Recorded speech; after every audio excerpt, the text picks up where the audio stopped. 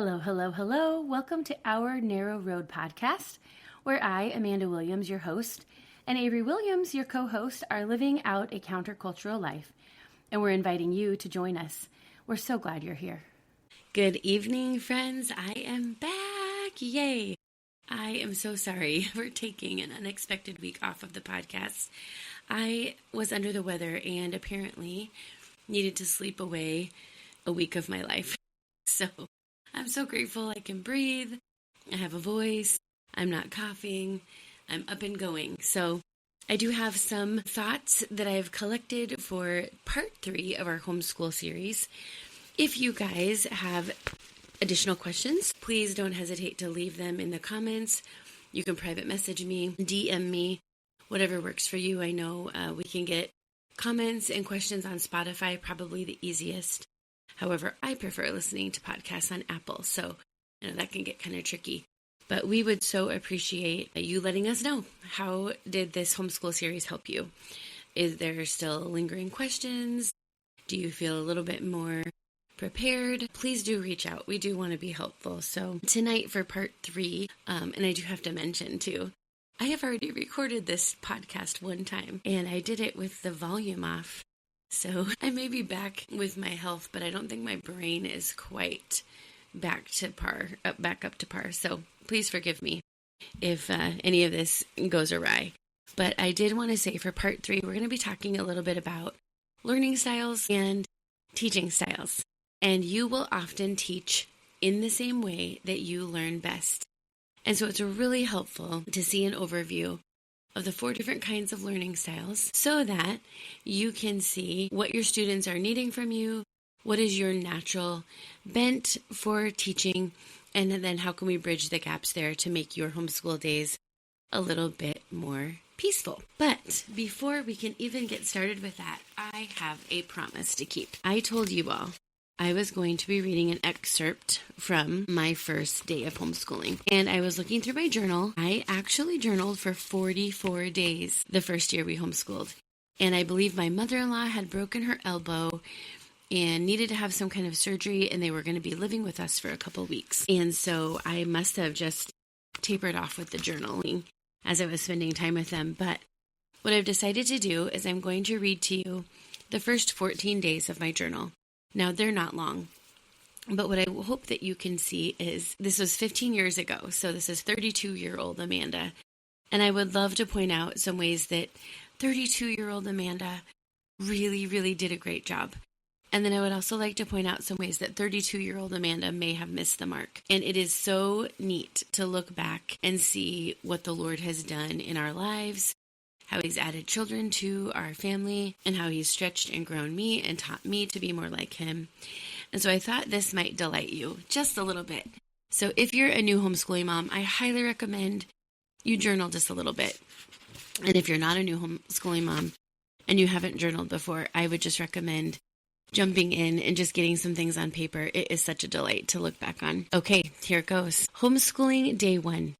Aiden was very excited and woke up dressed and ready to go before I was up at 7 a.m. I notice he is very scheduled, which doesn't surprise me, and it actually kind of excites me.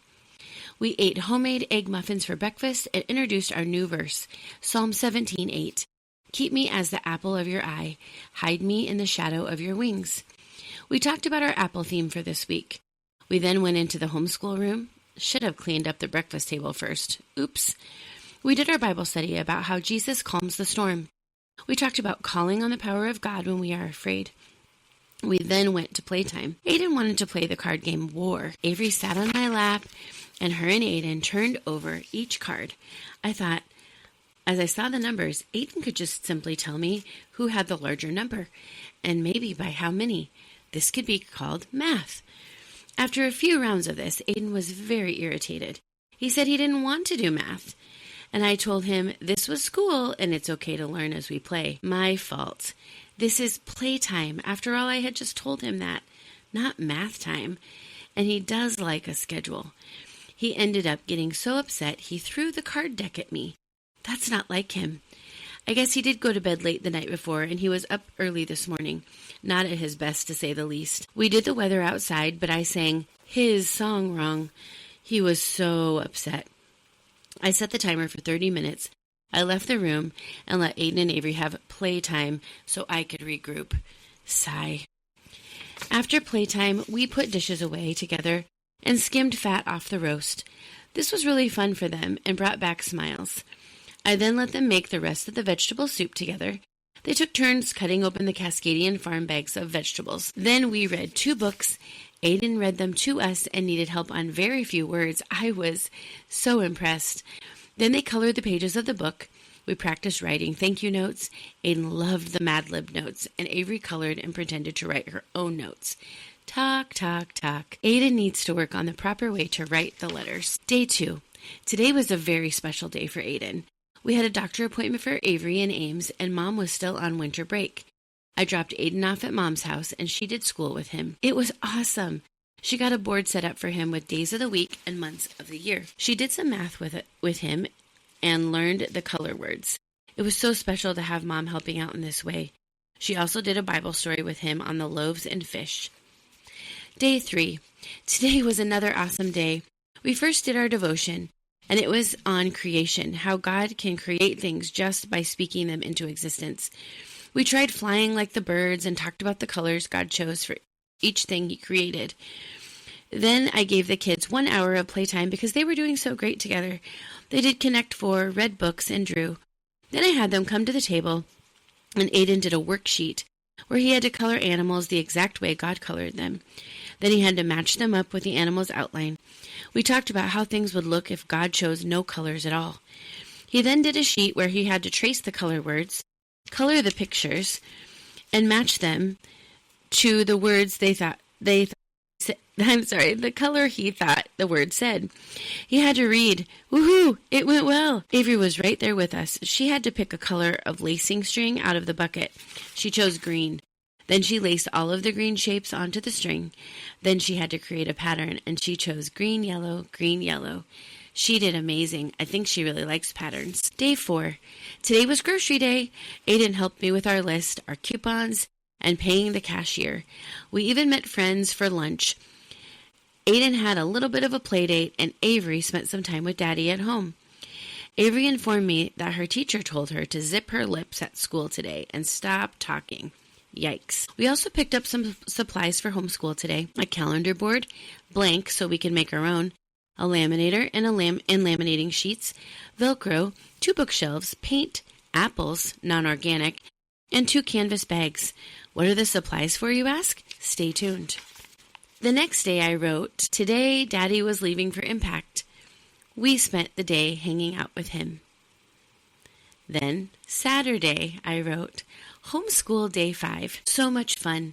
Slept in, played for hours, out to lunch at Applebee's to use the last of our gift card. They have a gluten-free menu now. Then paid a few bills, headed home to have dinner, and then our apple painting craft. Each kid got a canvas bag. Then we cut apples in half and used them to stamp an apple tree with apples in it with fabric paint. So fun. They turned out great and will be used for grocery shopping and apple picking in the fall. Homeschool Day 6. Today we open with devotions about God creating Adam in the garden, about how He breathed life through Adam's nostrils. When we then introduced our life Bible verse, John 6:48. I am the bread of life. Our character trait for this month is to serve. So at the end of the week, we will make bread in the bread machine and deliver it to people. We had playtime. They did our month song and days of the week song. Then we talked about the short vowel E as in bed or hen. We read a book about a hen, and Aiden did really good. Then we did some worksheets where he colored pictures that started with the letter B. Avery did a pattern sheet and again did amazing. We wrote 2 thank you notes and did some laundry together. Day 7. Tuesday, Aiden and Avery did some school with Daddy. They did days of the week and months of the year. Then, since it was a snow day for the other kids, they built a fort and watched Charlie Brown movies. Then they had an afternoon play date with some friends, while Dad and I counseled a couple from church. I was released from grand jury duty. Woo! Aiden helped with some laundry and loved learning what each dial did on the washer.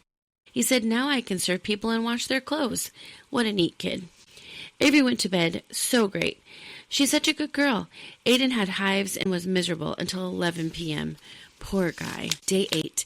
Today we got going right away and practiced piano a bit. Took Aiden to piano lessons at 9:30 and picked him up at 10. Then we headed to Mason to get a few things. I had Aiden match up a few coupons with the items and talked about how much money the coupon would take off of our bill. Then we went to an organic farm to pick up our eggs. We came home and made dinner. Aiden helped wash dishes, which was so nice. He did a great job. Then he and Avery went to Creative Movements at the rec center. It was from 6 to 6:45, and they had a blast. Then back home for bath, books, and bed. Day 9. Avery is off to Little Lambs, and Aiden and I have apple sausage breakfast and apple cranberry bread. We practiced our Bible verse, John 6:48, and reviewed all of our others. Then Aiden enjoyed some playtime while I warmed the laminator. We laminated 2 things and then opened a new pack of laminating sheets, only to find that they were the wrong ones. Huge bummer.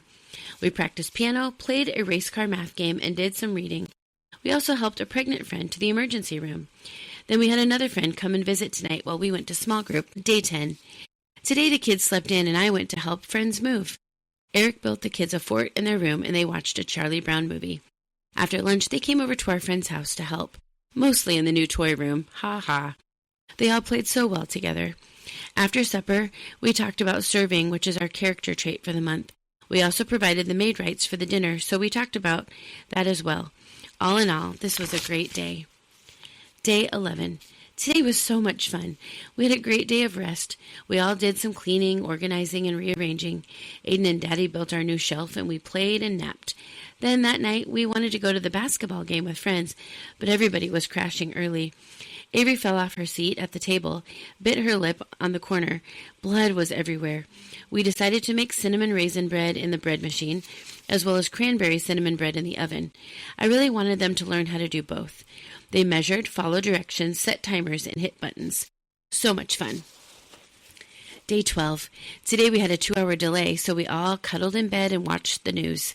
We played a race car math game, Avery versus Aiden, and they loved it. Then we played Connect 4.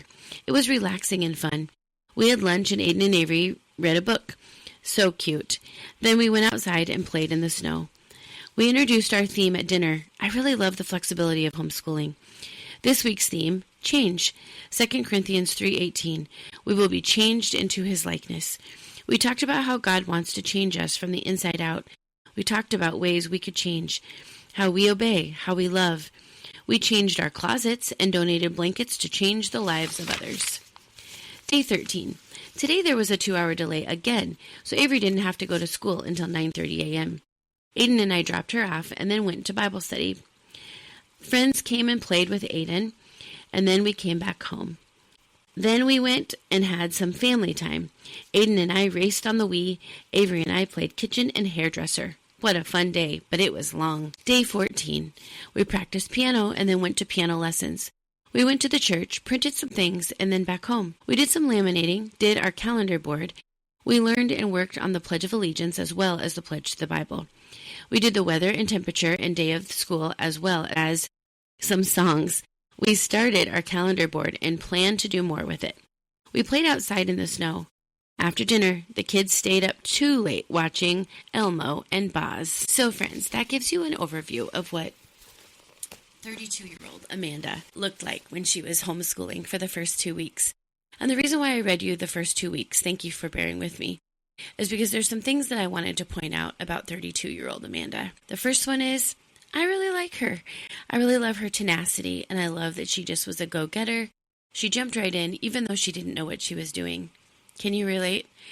I love that she was so intentional, that she really thought things through, and even though 15 years later, I know that all of her lesson plans weren't sustainable, I'm really proud of her for the intentionality that she put behind each lesson. But thirdly, and most importantly, I'm really proud of her for starting in God's Word and making the focus of her school be about what God was doing in the lives of her as a teacher and her kids, and what the Lord was doing to make them more like Him. And I love listening to that last verse about change and how God is changing us. And really, as homeschool families, we are on a road to change. And it is so beautiful. And so 32-year-old Amanda, she had some missteps.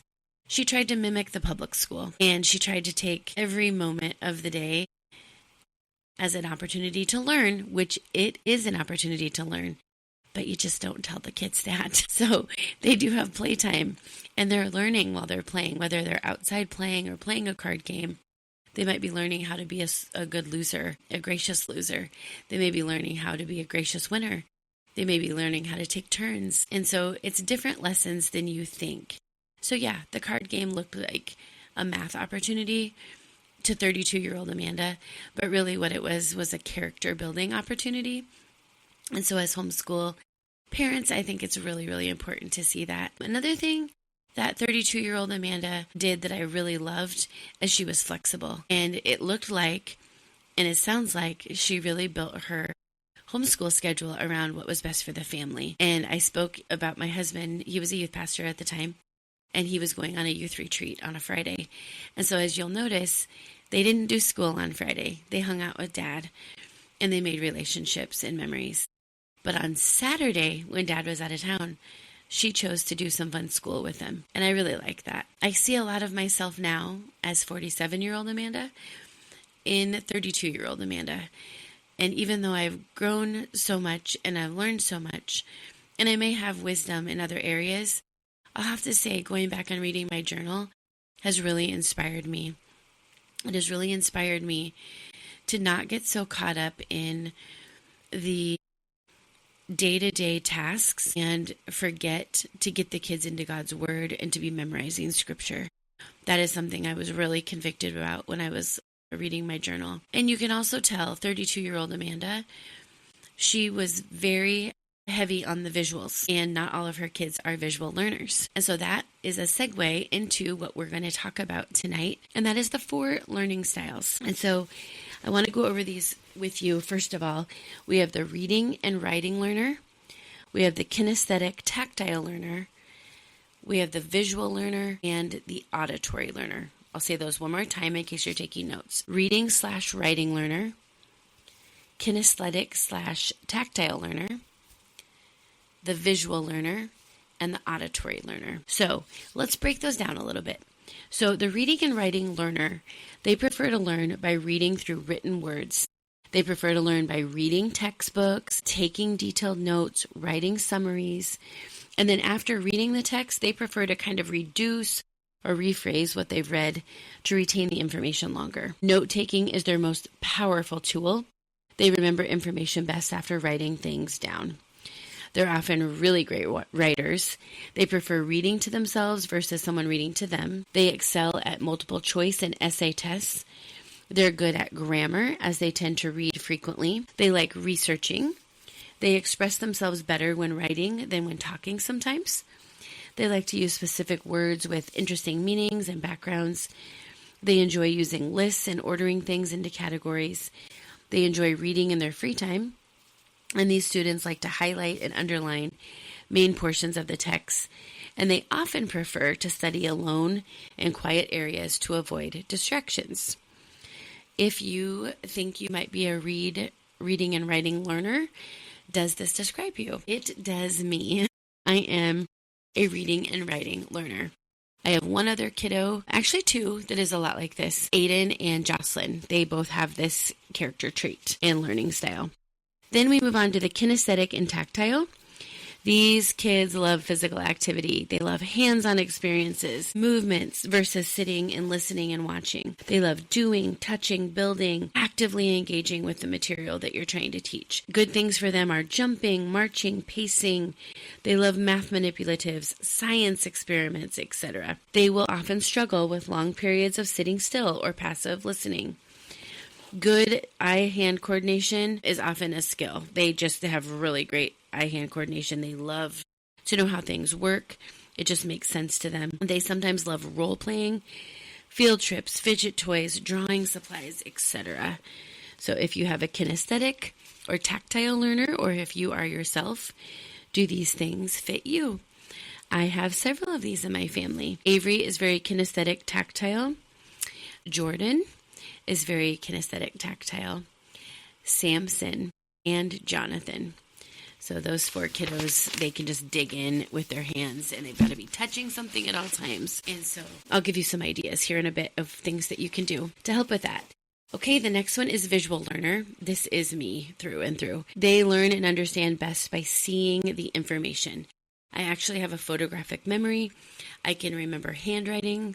I can remember colors that people have written on a whiteboard. Things like that just stick out to me.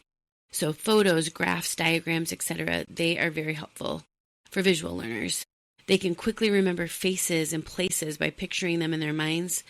They prefer to read a book versus listening to one. They like the reader-writer, they like to highlight key passages. They enjoy writing notes, following flowcharts, flashcards. Visual learning has statistically been proven to do a better job of recollecting memories. Visual learners are skilled at observing their surroundings. They can quickly process information and remember it, and they often have artistic abilities. So if you have a visual learner, does that remind you of them or yourself by chance? Then we have auditory learners. They prefer to learn via listening. So they're often verbal processors. These are the kids that come into your bedroom at 11 o'clock at night, and they want to tell you every single thing about their day and what their friends said and what they ate for lunch and about the tag that was itching them in their sweatshirt and what they're going to do next Thursday. They just have to spill the beans and process it verbally. They love to talk. They like to talk to themselves and to others. These learners, they retain information more easily. They like to listen, speak, or hear information being presented. They tend to be very articulate. They enjoy conversations and can easily follow spoken directions. They often remember names, conversations, specifics, nuances in your tone or the pitch in which you spoke. They prefer read-alouds and often must read aloud to themselves to even understand something. I have a couple kiddos at my math table right now. 99.9% of the time, when they say, "Mom, can you help me with number 4?" I say, "Sure. What is the problem asking of you?" And they will start reading it aloud to me. And all of a sudden, they'll be like, "Oh, never mind. I think I get it now." All because they read it out loud. And so I tell them daily, if you're stumped, try reading it aloud to yourself under your breath a bit. See if it doesn't make a little bit more sense. These type of students prefer audiobooks over reading visually. In college or in older years, they'll often use voice recorders for their lectures. And these are your best students when participating in group discussions. And I had a student that I would actually read her science textbook into a voice recorder, and she would listen to it while she baked or while she did a chore or while she was driving. And so just that kind of thing. There's so many tools out today where you can help with those things. Like I said earlier, they love to verbalize the information. They will read a text aloud, and then they like to explain the concepts to others or themselves. I had one kiddo who was so much like this, she would literally read or talk to her stuffed animals when she was learning new things, as if she was teaching them. Like I said, they love to discuss things, participate in study groups, to verbalize and hear other people's information as well. So it's not just to share what they thought about something. They love to hear other people's ideas. As adults, you might utilize podcasts, audiobooks, educational videos that have very strong verbal explanations. And then mnemonics, using rhymes or songs to memorize information. Okay, let's pop back here to the visual learner quickly. So if you're going to be teaching a visual learner, you want to use, obviously, color, images, visuals as frequently as possible. Another thing that I have learned that has helped is props. And props can work for both your visual and your kinesthetic students, which is why I love them so much. So an example is, for our classical conversations geography, each week we learn between 5 and 7 locations on a map. So let's say we're studying the Canary Islands. I would hop onto Google or to ChatGPT and just say, what are some creatures I would find in the Canary Islands? It would give me a list. Then I pop over to Amazon and I type in tubers. And these are like 12-inch long plastic tubes, and they come with little figurines in them. And you can get them at Hobby Lobby. You can get them at Michael's, obviously Amazon. So they're called tubers. And so I would find the birds or creatures that they recommended I would find in the Canary Islands. I would order that up. Once it got sent to the house, I would pass out their maps. then I would hand out the creatures in the tubers, and I would say, these are the things you would find in the Canary Islands. Choose your favorite one and point to the Canary Islands. And then I would go through all the different locations. We would point, they would show me, tell me, and it's giving your kinesthetic person something to touch and hold on to, but your visual person is seeing something that they will not forget when they are doing that part of the map, and they will remember the locations and the creatures that can be found. And so there's a lot of tools out there like that if you're creative, where you can just grab both learners at once and have a lot of fun. Let's see, I think that's my biggest example for that one. Just taking notes, having fun highlighters or markers, things like that. Anything they can do to try to visualize what you're learning. A really good thing that you need to take into account if you are teaching a visual learner. They will often come across as if it takes them a little longer to learn something. And that's because they have to take what you are explaining and create a visual in their brain for that information.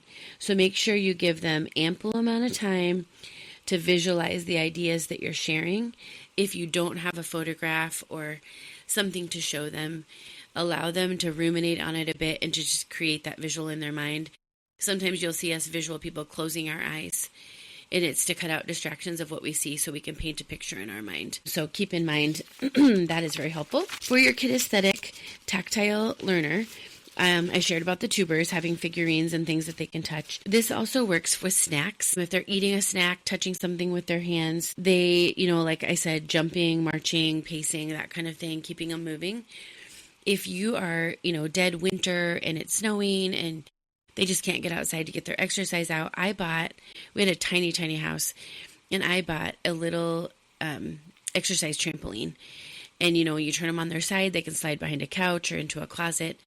But the kids can jump on those while they're recalling information or remembering things that you've talked about or singing a song. And just getting them moving is super helpful. And so that was something that worked for Aiden and Avery. When Avery was little, she was both the auditory and kinesthetic learner.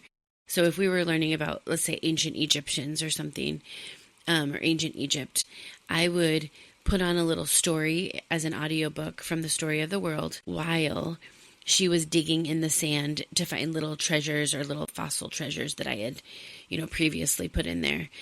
And so that girl, she would know everything there was to know about the Egyptians because she had heard it and touched it with her hands and experienced it in a different way. So those are some ideas for that. The reading and writing learner, we talked about as you get older, that kind of makes a lot of sense. Have a fun journal and writing materials, and make sure you have notebooks that you can rehash things you've read and concepts you want to dialogue with others about. But when they're young, tracing maps is a good way, or tracing spelling words, or writing your history sentence, writing it out. And, it's very helpful just to get that. There's something, I know statistic about it. I haven't looked it up, but I've read it in the past. There's something with writing things down and what it does to your brain versus having like a digital calendar versus writing down your calendar. There's something it does to your brain to help you remember. And so, as you'll see, with these learning styles, they can intermix. And you might be thinking, how do I know? I have a kiddo that, I'm not sure. So here's one of my tried and true tips. And it has worked 99.9% of the time. If you're watching a movie with your kiddo, this is the easiest way to do this. Let's say it's a Disney movie, Frozen. Any movie that has like a climax or just like a time in which you just don't know what's going to happen, or maybe something bad is happening and scary, something like that. Just kind of get your heart pumping a little. Watch your child. Do they cover their eyes during the scary part and continue listening, or do they cover their ears and continue watching? This is a tall tale sign. When I was watching like The Passion of the Christ, I could not bear to watch when they were thrashing Jesus's back. And I covered my eyes. And even though I could still hear the sound, it didn't do the same thing to me as it would if I was watching it. And so I am so much of a visual learner that being able to see things, it really imprints in my mind. And so if I don't want to remember something or I don't want to learn it, I cover my eyes. I would watch Avery sitting next to me on the couch watching the same movie, and she would cover her ears but continue watching the screen. And I remember thinking, how can you watch that? How can you watch it? It's so sad. And she was like, how can you listen to it? And so I learned from her to hear the sounds of someone crying or a dog whimpering, or Jesus, when in the Passion of the Christ, when she got a little older, was so much more horrific than it was to see it, because her hearing is so much stronger than her seeing. And so another great example that you can kind of test on you or your spouse, when you're driving somewhere and you don't know where you're going, so you use the app on your phone, Maps or Google Maps, and you put in the address, do you have the person telling you what to do and the map going? Or do you the voice and only see the map? Or do you ignore the map and keep your eyes on the road and only listen to the voice giving you instructions? That's a really another helpful way to figure out maybe what your learning style is. When I'm driving, if that thing is yakking at me, I can't watch the map, the road, and listen to that. I have to mute it. And then I can just see the map. I can see the shape of the road, the bend of the road. It all makes sense when I just look at the map. But when I have my husband driving, he barely looks at his map. He just listens to the instructions and can easily know in 700 feet, take exit 172B. And that makes sense to him. For visual learners, I would need to then create a visual for what exit 172B would look like in 700 feet. And so those are really helpful ways to figure out. Most everybody is either visual or auditory, and then the other two kind of are your less dominant, whether you're a writer, reader, or if you're kinesthetic and tactile. And so it's really helpful to know which you prefer, and it's really helpful to know which is your kid's preference. But here's the thing.